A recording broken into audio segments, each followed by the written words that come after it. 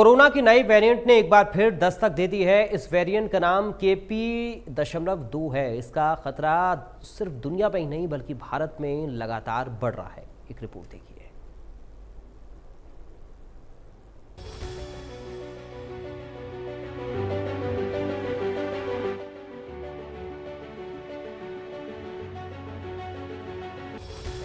मौत का काल बनकर आ रहा कोरोना के नए वेरिएंट ने बढ़ाई टेंशन।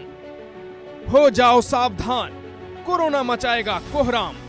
दुनिया के कई देशों में कोरोना संक्रमण के मामले एक बार फिर से तेजी से बढ़ने लगे हैं। कोरोना के नए वेरिएंट फ्लर्ट ने बहुत ही कम समय में कई देशों को अपनी चपेट में ले लिया है।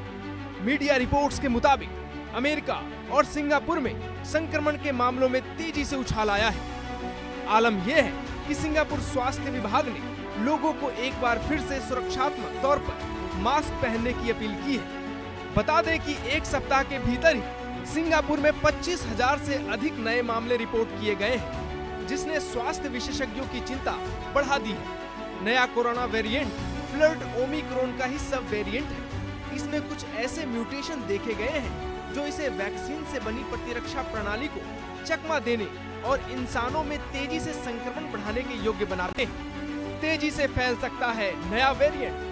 नए वेरिएंट को लेकर किए गए अध्ययनों की रिपोर्ट के आधार पर विशेषज्ञों ने बताया KP.2 जिस गति से बढ़ रहा है, ऐसे में यह बहुत जल्दी अब तक सबसे तेजी से फैलने वाले JN.1 वेरिएंट की जगह ले सकता है। कोरोना के लगभग 50% सैंपल के अध्ययन में KP.2 को ही प्रमुख कारक माना जा रहा है। सिंगापुर इस नए वेरिएंट से सबसे ज्यादा प्रभावित देश है। रिपोर्ट के अनुसार वर्तमान में सिंगापुर में 2/3 से अधिक मामले KP.1 और KP.2 के हैं। 5 से 11 मई के बीच यहां 25,900 से अधिक मामले रिपोर्ट किए गए।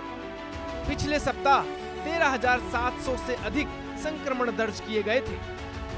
WHO ने KP.2 को वेरिएंट अंडर मॉनिटरिंग के रूप में वर्गीकृत किया है। सिंगापुर में कोविड-19 के मामलों में जिस गति की वृद्धि देखी जा रही है, ऐसे में जून के मध्य में भारत में संक्रमण फैलने की पीक पर पहुंचने की आशंका जताई जा रही है। ऐसे में समय रहते इसे नियंत्रण करने का उपाय जरूरी है। महाराष्ट्र में KP.2 वेरिएंट के 146 केस दर्ज किए गए हैं। पश्चिम बंगाल 36 संक्रमितों के साथ दूसरे स्थान पर है।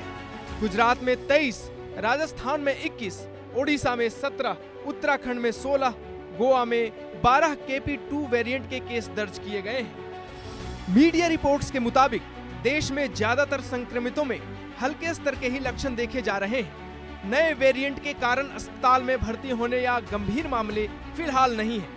कोरोना के इस नए वेरिएंट के कारण बढ़ते जोखिमों को लेकर सभी लोगों को अलर्ट रहने की आवश्यकता है।